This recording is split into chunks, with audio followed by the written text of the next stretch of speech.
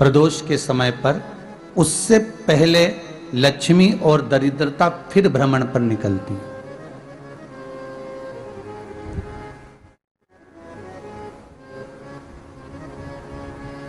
शिव भ्रमण कर कर जब वापिस आ जाते हैं, हिंदू धर्म में पीपल के वृक्ष की जो गणना वराह पुराण में करी गई है, 4 बजे से 7 बजे तक शिव के भ्रमण का समय बताया है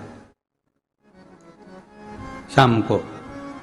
तो 7 बजे से लेकर फिर रात्रि 9 बजे तक लक्ष्मी और दरिद्रता फिर भ्रमण पर जाती है। इनका एक समय निश्चित है महाराज। भ्रमण कर कर आ जाना। अब इस बीच में जब लक्ष्मी और दरिद्रता दोनों निकल कर जा रही हैं, तो दोनों एक भाव रख कर जाती हैं कि आज हमको कहां प्रवेश करना।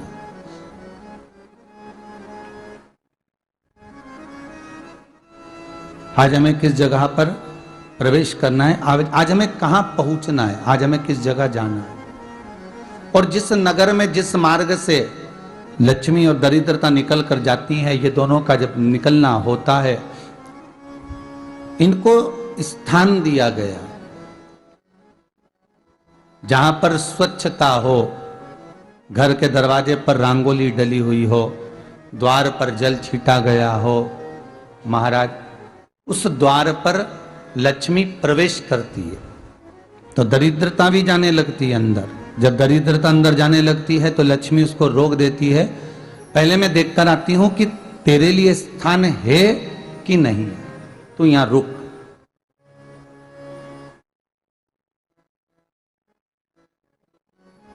कुछ देर तक दरिद्रता बाहर खड़ी रहती है और लक्ष्मी जी की बड़ी बहन जब दरिद्रता बार बार अंदर जाने का प्रयास करती है तो लक्ष्मी जी कहती हैं, जी तू इतनी बड़ी होकर तुझे मालूम है, तू तेरा सम्मान होना चाहिए, आदर होना चाहिए, और तू अंदर चली जाए और कोई तेरा सम्मान ना करे तो कितना बुरा लगेगा, इसलिए तू बाहर खड़ी रहे, मैं अभी आई। अंदर जाती है और जब लक्ष्मी जी भ्रमण कर लेती हैं, अंदर प्रवेश कर कर आती हैं और प्रवेश कर कर आती हैं तो दरिद्रता पूछती है चले अंदर। तो लक्ष्मी जी कहती हैं, तुझे मालूम नहीं है क्या जी कि जिस घर में मैं प्रवेश कर जाती हूं उस घर में फिर दरिद्रता नहीं जा सकती, क्योंकि यह तेरा वचन था, यह तेरा वचन था। अपन दोनों का जब मंगल विवाह हुआ था, मेरा विवाह जब नारायण के साथ में हुआ और तुम्हारा विवाह जब दुस्साह मुनि के साथ हुआ, दरिद्रता का विवाह दुस्साह मुनि के साथ हुआ। जब अपना दोनों का विवाह हुआ था तो अपन दोनों ने एक वादा करा था कि जिस घर में लक्ष्मी प्रवेश कर जाएगी उस दिन फिर दरिद्रता नहीं जाएगी, और जिस घर में दरिद्रता प्रवेश कर जाएगी उस घर में फिर लक्ष्मी नहीं जाएगी। अब जब मैं अंदर देख कर आ गई हूं तो तू अंदर नहीं जा सकती, अर्थात लक्ष्मी के चरण जिस घर में पड़ गए उस घर में फिर दरिद्रता प्रवेश नहीं कर रही। चलते चलते फिर दरिद्रता ने देखा और लक्ष्मी जी इसको लेकर गई और लक्ष्मी जी ने देखा कि इसके दरवाजे पर जल नहीं छीटा गया, इसके दरवाजे पर ना रंगोली डली है, इसका द्वार साफ नहीं हुआ है, इसके द्वार पर दीप नहीं है, इसके द्वार पर कलश नहीं है, इसके दरवाजे पर ढेर सारा कचरा पड़ा हुआ है, कोई स्वान कोई कुत्ता गंदगी भी कर कर चला गया है, कहीं बिल्ली ने गंदगी कर रखी है, कहीं जीवों ने कुछ गंदा गिरा रखा है। तो फिर लक्ष्मी जी कहती है, जी अब मैं होकर आ गई थी ना, अब तू जा, तू होकर आ। और दरिद्रता प्रवेश करती है तो अंदर जाकर क्या देखती है दरिद्रता कि इतनी सवेरे से मैं घूमने इनके दरवाजे पर आई और ये तो सब चादर तान के चकाचक गुर्राटा भर भर कर सो रहे हैं। तो दरिद्रता कह देती है, तुम्हारा भाग्य ही बेकार है, तुम्हें क्या करूं, तुम ऐसे ही सोते रहो। और दरिद्रता गुस्से में बाहर निकल कर आती है, लक्ष्मी से कहती है, लक्ष्मी तू इसके घर में जाना ही मत ही। तो दरिद्रता को कहती है, जी तेरी बात नहीं मानूंगी क्या मैं? लक्ष्मी जी बोली, मैं तेरी बात नहीं मानूंगी, बिल्कुल नहीं जाऊंगी इसके घर में, तू चिंता मत कर, चल आगे चले। फिर आगे बढ़े। ये लक्ष्मी और दरिद्रता का प्रवेश है। आपके घर का द्वार आपके घर का दरवाजा। फिर निवेदन करूंगा एक बहुत सुंदर बात, हमें महाराष्ट्र से सीखना चाहिए, हमें साउथ से सीखना चाहिए, दक्षिण से। जिस समय पर भक्ति देवी यमुना जी के घाट पर रो रही थी अपने पुत्र ज्ञान और वैराग्य को गोदी में लेकर, समय देवऋषि नारद ने एक प्रश्न किया था कि तुम कहां पर पोषित हुई हो, तुम्हें ऊर्जा कहां से प्राप्त हुई? तो कहा मैं गुजरात से तो चली हूं।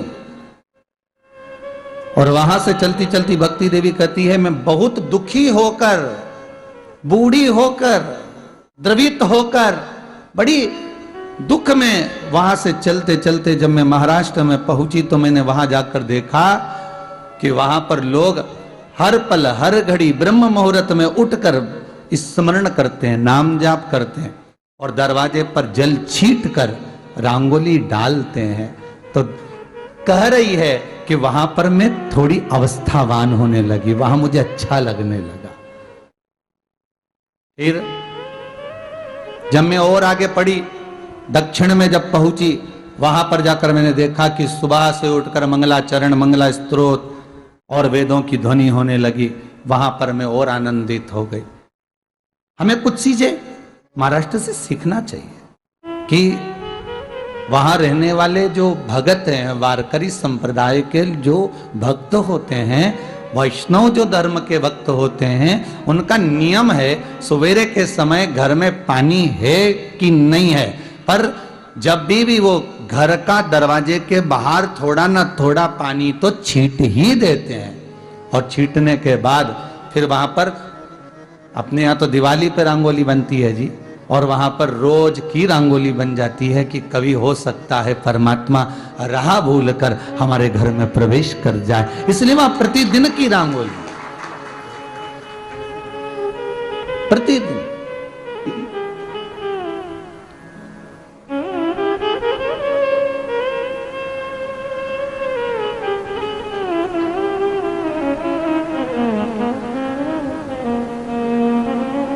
हमें सीखना चाहिए थोड़ा सा। आज के जमाने में तो बहू अपने कमरे की झाड़ू लगा ले, वो ही बहुत बड़ी बात है। हो खड़ी खड़ी बहू ये देखती रहेगी कि नौकरानी सही से झाड़ू लगा रही, वहां से लगा के लाओ, इधर से हेड के ले जाओ, वहां से कचरा सोरो, वहां से पोछा लगाओ।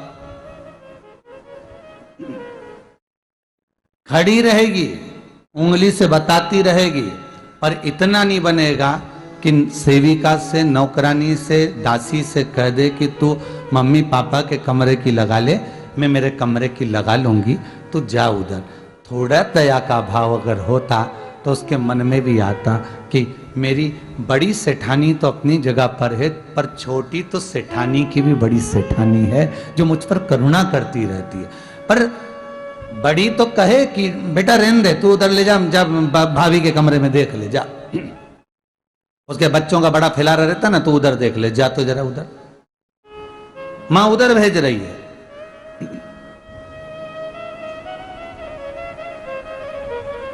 थोड़ा सेवा का भाव हमारे भीतर हो। और एक निवेदन तो हमेशा करा है और अब आज भी करता हूं, पूरे घर की सफाई करवाओ, पूरे घर में तुम पोछा झाड़ू जो चाहे करवाओ, मना नहीं है। पर एक निवेदन है, रसोई घर के अंदर बहू और बेटी ही जाकर भोजन बनाए तो अन्नपूर्णा सदा कृपा करती है महाराज। बहू और बेटी ही।